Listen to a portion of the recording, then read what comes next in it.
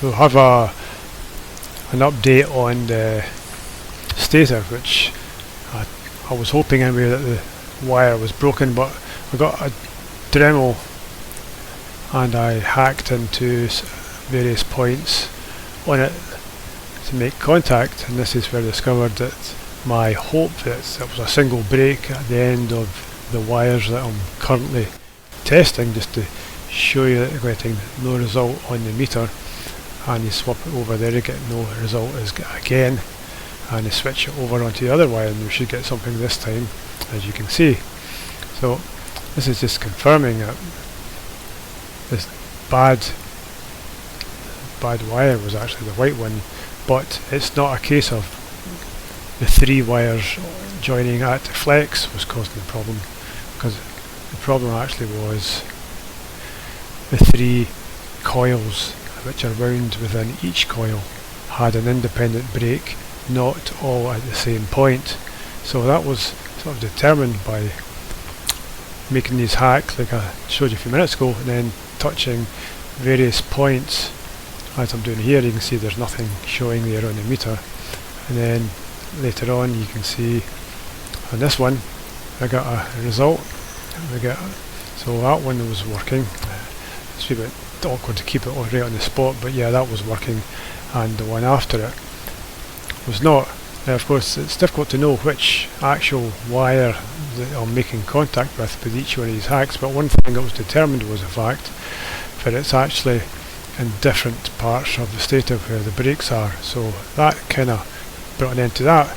However, we had some wind and some trees went over. The root mass here went vertical, it was pulling at some pipes and we've got, so I had to quickly cut this to bring it back down, and then clear up 2 trees which has actually moved over and fell over into a neighbouring croft, so that took a couple of weeks.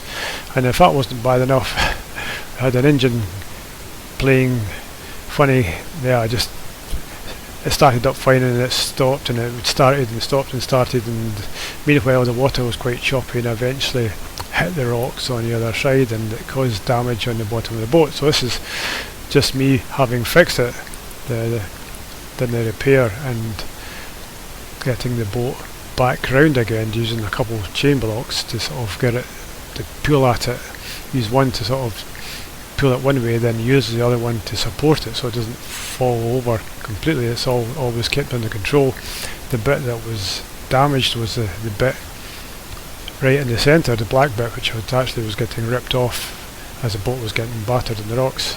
So now we've got that out of the way, I can now get back into looking at what I've got to do next, and it's the coils themselves. Right, okay, now I've got those other 2 jobs sort of out of the way now. I can get back onto the coils for the stator, since the whole new stator is required. Well, this is a spreadsheet I've got which I can use for deriving certain numbers and values for the coils. It goes on a bit further down there and along there and so on, but this is the bit that's of more use to what I'm doing just now. So the one I've got is a bit different, so I'm just going to change the values a bit.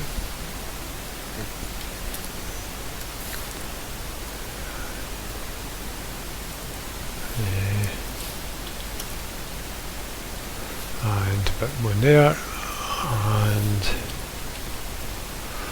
there, and I'll try a little bit different there. I like to change things around just a wee bit, just to see what happens, just looking for ideas. And we can look at 154, let's see what happens there, and 0.9,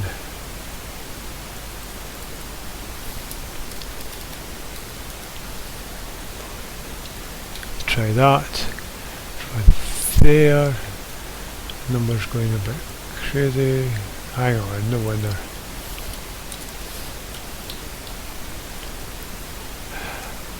That's a bit more like it.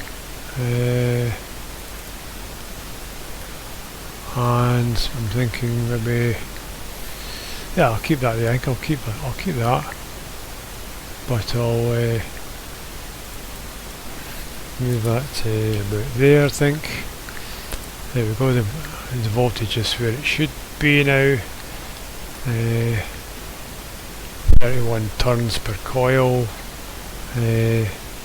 That's for 5 coils in mine. Now the other bits of information here are obviously I've got different magnets, so you can have, there's a little bit of information I just copied and stored it on here just for reference, and this is just some other numbers I've just divided in just to see what it comes to. So we're looking at the number of actual overall turns and the number of turns per coil, and that's obviously the voltage I'm on, and so I'm likely going to stay 0.193, that's good. 155 for 4, yeah, okay, a rounding error. Okay, so I'm probably going to run with that. It's a little bit of a modification from the last one, if I remember correctly. Not by much, but I have already modified this wind turbine. I always like to tinker with them to see where it goes, because unless you change things and see what happens, you never really find out. So this is a interesting little experiment I'm doing, but I might as well do it since I've got the opportunity to make a new stator. So that's probably the job I'm just about to get onto, and that'll be what I do after this.